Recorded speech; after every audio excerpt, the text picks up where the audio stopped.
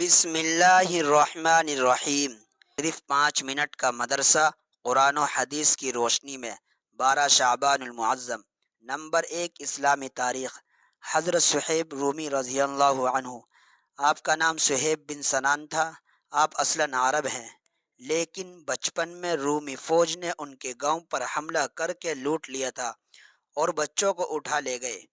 ان میں ایک یہ بھی تھے۔ ان فوجیوں نے سارے بچوں کو غلام بنا کر بیچ دیا۔ جب وہ بڑے ہوئے تو وہاں سے بھاگ نکلے اور مکہ چلے آئے۔ چنانچہ آپ روم سے آ کر مدینہ میں بسے، اس لیے لوگ صہیب رومی کہنے لگے۔ مکے میں انہوں نے تجارت کا پیشہ اختیار کیا۔ اللہ تعالی نے ان کے مال میں بڑی برکت دی اور وہ کافی مالدار ہو گئے۔ ایک مرتبہ حضرت صہیب رومی رضی اللہ عنہ تجارتی سفر سے مکہ واپس آئے تو حضور صلی اللہ علیہ وسلم کی ایمانی دعوت کے شروع ہونے کی خبر سنی۔ حالات کی تحقیق کی۔ آپ صلی اللہ علیہ وسلم سے ملنے دار ارقم پہنچے تو اسی وقت حضرت عمار رضی اللہ عنہ بن یاسر بھی پہنچے۔ دونوں نے ایک ساتھ اسلام قبول کیا۔ ہجرت کے دوران جب کفار نے روکنا چاہا تو اپنے مال و دولت کا پتہ بتا کر ان کو واپس کیا اور پھر ہجرت فرمائی۔ حضور صلی اللہ علیہ وسلم نے انہیں دیکھ کر فرمایا، ابو یحییٰ، تمہاری تجارت کامیاب رہی۔ ساتھ ہی اللہ تعالی نے ان کی ہجرت اور مالی قربانی کی تعریف کرتے ہوئے فرمایا، بعض لوگ ایسے ہیں کہ اللہ کی رضامندی حاصل کرنے کے لیے اپنی جان بھی فروخت کر دیتے ہیں۔ ان کا انتقال 73 سال کی عمر میں سن 38 ہجری میں مدینے میں ہوا اور وہیں دفن ہوئے۔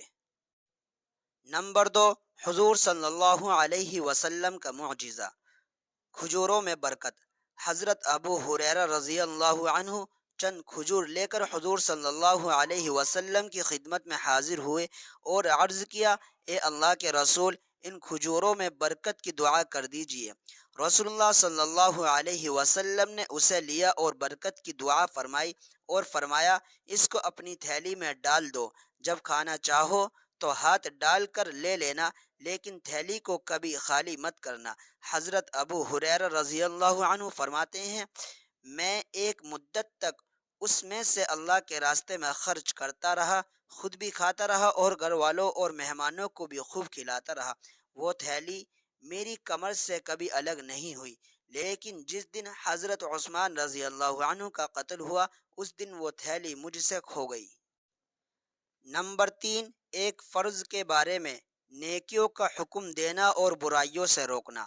رسول اللہ صلی اللہ علیہ وسلم نے فرمایا، قسم ہے اس ذات کی جس کے قبضے میں میری جان ہے کہ تم پر ضروری اور لازم ہے کہ بھلائیوں کا حکم کرو اور برائیوں سے روکو، ورنہ قریب ہے کہ اللہ تعالیٰ گناہ گاروں کے ساتھ تم سب پر اپنا عذاب بھیج دے۔ اس وقت اللہ تعالیٰ سے دعا مانگو گے تو قبول نہ ہوگی۔ فائدہ، نیکیوں کا حکم دینا اور برائیوں سے روکنا امت کے ہر فرد پر اپنی حیثیت اور طاقت کے مطابق لازم اور ضروری ہے۔ نمبر 4، ایک سنت کے بارے میں وضو کے بعد کی دعا۔ رسول اللہ صلی اللہ علیہ وسلم نے فرمایا، جس نے اچھی طرح وضو کیا پھر اس دعا کو پڑھا، اس کے لیے جنت کے 8 دروازے کھول دیے جائیں گے، جس دروازے سے چاہے داخل ہو جائے۔ اشہد ان لا الہ الا اللہ وحدہ لا شریک لہ واشہد ان محمدا عبدہ ورسولہ، اللہم اجعلنی من التوابین واجعلنی من المتطہرین۔ نمبر 5، ایک اہم عمل کی فضیلت، والدین کی قبر کی زیارت کرنا۔ رسول اللہ صلی اللہ علیہ وسلم نے فرمایا، جو شخص ہر جمعے کو والدین کی یا ان میں سے کسی ایک کی قبر کی زیارت کرتا ہے تو اس کی مغفرت کر دی جاتی ہے اور اسے والدین کا فرما بردار لکھ دیا جاتا ہے۔ نمبر 6، ایک گناہ کے بارے میں، مرتد کی سزا جہنم ہے۔ قرآن میں اللہ تعالیٰ فرماتا ہے، یقیناً جو لوگ ایمان لائے پھر کافر ہو گئے، پھر مسلمان ہوئے پھر کافر ہو گئے، پھر اپنے کفر میں بڑھتے چلے گئے تو ایسے لوگوں کو اللہ تعالیٰ ہرگز نہیں بخشے گا اور ان کو سیدھی راہ بھی نہیں دکھائے گا۔ نمبر 7، دنیا کے بارے میں دنیا داروں سے دور ہونا۔ قرآن میں اللہ تعالیٰ فرماتا ہے، آپ ایسے شخص سے اپنا خیال ہٹا لیجئے جو ہماری نصیحت سے منہ موڑے اور دنیاوی زندگی کے علاوہ اس کا کوئی مقصد نہ ہو۔ ان لوگوں کے علم کی پہنچ یہیں تک ہے، یعنی وہ لوگ صرف اسی دنیا کی چیزوں کے بارے میں جانتے ہیں اور اسی دنیا ہی کو مقصد بنا رکھا ہے۔ نمبر 8، آخرت کے بارے میں حوض کوثر۔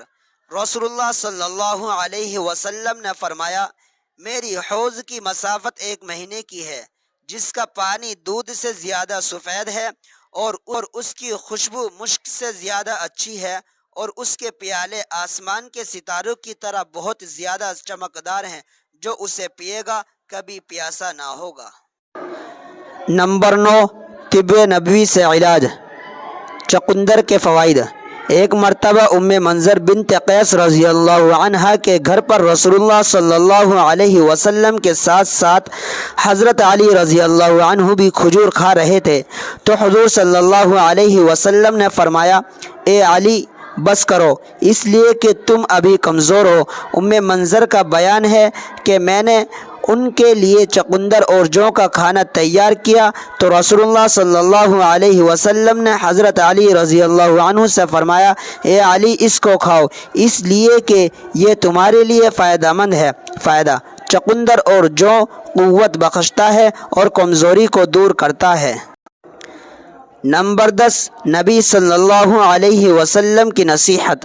رسول اللہ صلی اللہ علیہ وسلم نے فرمایا، تم اپنے مرنے والے رشتہ داروں کو لا الہ الا اللہ کی تلقین کیا کرو۔